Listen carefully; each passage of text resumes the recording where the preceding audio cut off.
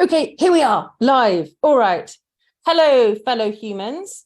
Here we are today with the amazing, astounding, astonishingly wonderful, more words beginning with A, Ángel Aledo-Serrano. Did I say that right, Ángel?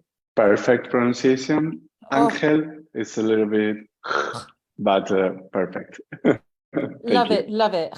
I actually put that in my phone with that pronunciation. Anyway, Ángel is an astounding neurologist from Madrid in Spain, and will be featuring at the exciting SCN2A and SCN8A conference to be held in Denmark next month. So could you tell us a little bit about yourself, please, Ángel? Yeah, thank you, Torie, for having me. Yeah, so I am a neurologist, but also specifically epileptologist. I work here in Madrid. I am directing a new project. It's a neuroscience institute with research and clinical areas, very focused on epilepsy. And in the last few years, I'm working and doing research more in the area of developmental and epileptic encephalopathies. So very putting attention to the genetic background of epilepsy and trying to implement precision medicine. So trying to change how we treat patients and using more the molecular information we have about the epilepsy of our patients. Could you just clarify for us, what is precision medicine, please? Which is sounding very fancy, but it's yeah. So it's we should try to use more information about the molecular background of the epilepsy. So what is the genetic cause, or metabolic cause, or immunologic cause, or a structural cause of the epilepsy of our patients?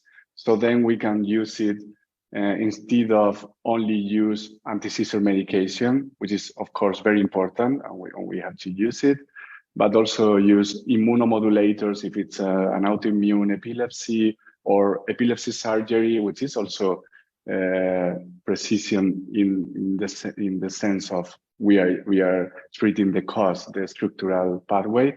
And we are using it specifically in genetics when we know the genetic cause, so we can use it to treat the patient more precisely.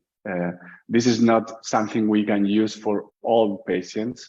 We can use it for now for a very low proportion of patients, but it's helping so much. And we are in a good pathway, I think, in that way. Yeah. And so what exactly will you be talking about at the Danish conference? So I will be talking not about precision medicine, but about a new anti-seizure medication, which is traditional in the sense of non-precise, but with a very promising effectiveness in some developmental and epileptic encephalopathies. So it's fenfluramine. Is a repurposed drug, and this is a really interesting area we are working on now in epilepsy. That there are some drugs where we were using them for other purposes in the past. For example, fenfluramine was used during the 80s for overweight, so to lose appetite. And now we can use it for epilepsy. So this is a repurposing. So think about how many drugs they are out there, and we can use them for epilepsy. And maybe they are for pain or for vomiting or other symptoms. So that's very, very interesting. And this fenfluramine is already proved to work in Dravet syndrome and in Lennox-Gastaut syndrome. And there are some evidences in other epilepsy syndromes. And we tried because there's a huge unmet need for effective treatments in SCN8A, specifically developmental and epileptic encephalopathy. We tried this medication in 4 patients in our institution. 3 of them are published in Epilepsy Open in an article. It's a very, very small cohort, but this is how it works in rare diseases. You start with something, and then you can use it for other families and other patients. And the results were quite good. We will talk about that. Yeah, cool. And so what's the purpose of you? Oh, I think there's a bit of a delay here. Can you hear me okay? Yeah. Perfectly. Okay, cool. So what is the purpose of you doing your talk? Because we know at the conference there's going to be a mix of clinicians from around the world, researchers, but also family members. Who are you talking to? Yeah, that's great. I will talk to everybody. So that's nice to have a meeting with all together, because then you can have nice feedback for different perspectives. And this is something we have to replicate in other fields. So so now the problem now in epilepsy and in other areas of medicine is that you get the indication, and it's a narrow indication. For example, this fenfluramine got the indication to treat only Dravet syndrome and now Lennox-Gastaut syndrome. But then this is not precision medicine. There are a lot of patients who could benefit from this. So to publish this small cohort and to talk about it in a meeting like this one in Denmark could push doctors, clinicians to use it in other kind of patients who are in need for new medications, and also for families that they can go to their doctors and say, okay, this medication has this good, promising results. It's only 3-4 patients, so it's something very, very initial. We need more data, but we cannot get new data if we don't try it. So I guess it's nice to spread the word and to push in that direction. Yeah, and I know like some people I speak to would say that, oh goodness, this drug hasn't been tried out on many people with the same epilepsy as my child or the same epilepsy that I have, whatever. But the thing is, we become desperate, many of us. If you yourself or your child has a refractory epilepsy, like uncontrolled seizures, often will be at high risk of SUDEP or high risk of injury or cognitive dysfunction or so many different things. So it's almost like it shouldn't need to be that, but almost we're so desperate that people will just try anything sometimes. Would you agree? Yeah, absolutely.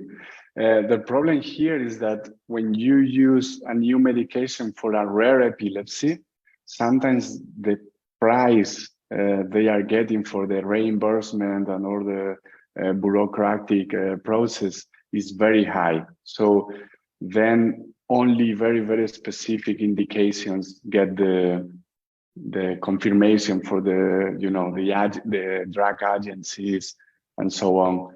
So then they are the families. The families are who can push their clinicians to try to fight for the medication in specific cases like SCN8A or SCN2A.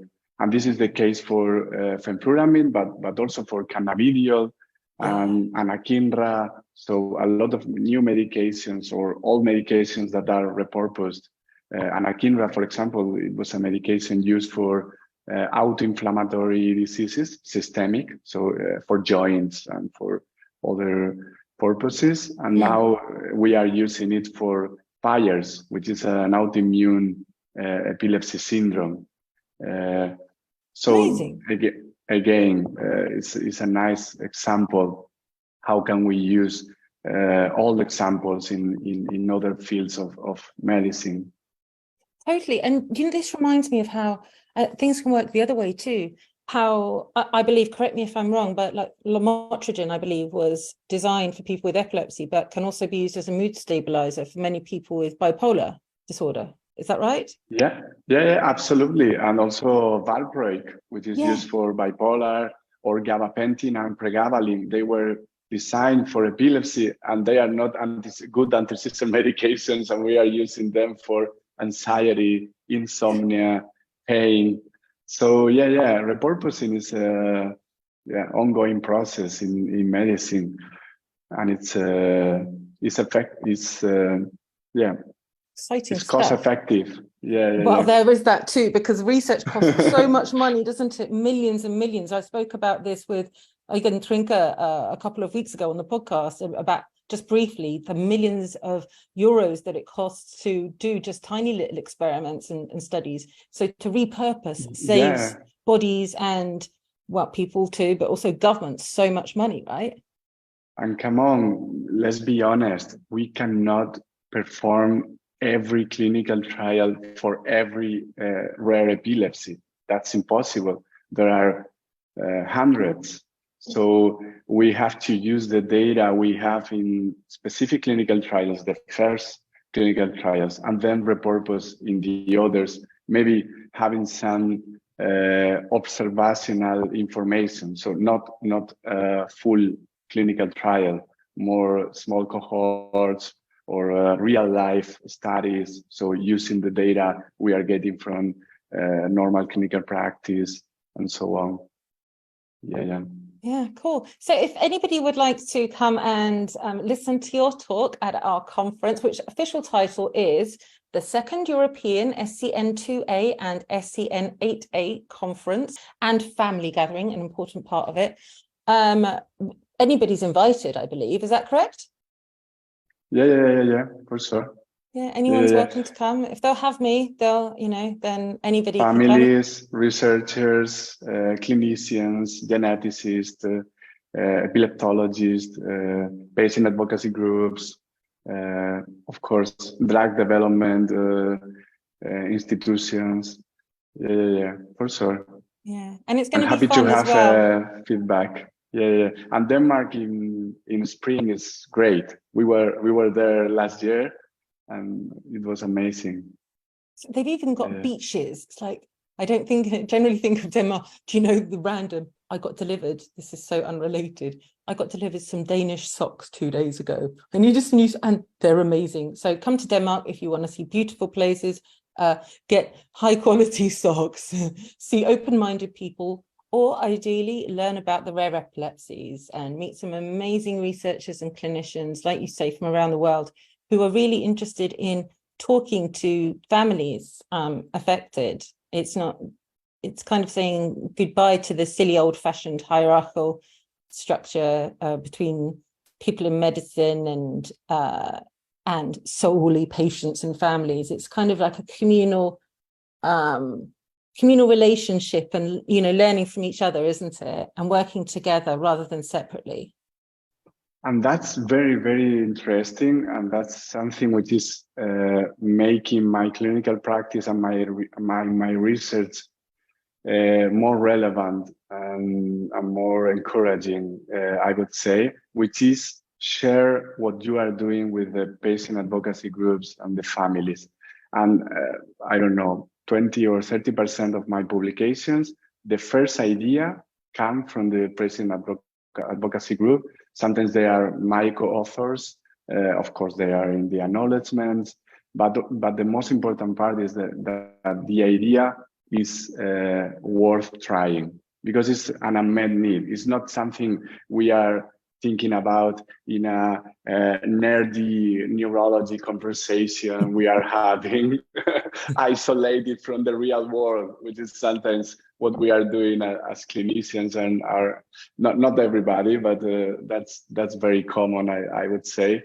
So yeah, open our ideas and share and get feedback, and sometimes criticism, which is also nice from the patient perspective. That's so important. Yeah. Thank you. That's very heartwarming to hear. Thank you very much. Okay, everybody, I shall put links to Ángel underneath this recording. Also, this recording, if you miss it, it will go onto our YouTube channel, so you can check it out there. And honestly, you will see Ángel everywhere. You're you're even now on TikTok, aren't you? Yeah, only one video, and I'm not dancing. That's the most important part. I don't dance for now. Oh God, that's a warning, everyone. Okay, fabulous.